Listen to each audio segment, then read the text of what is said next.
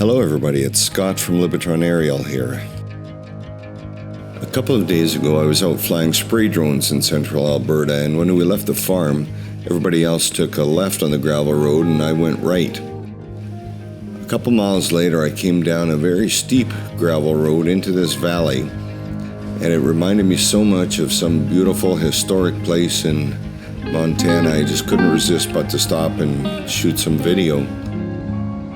I had 6 different drones with me at the time.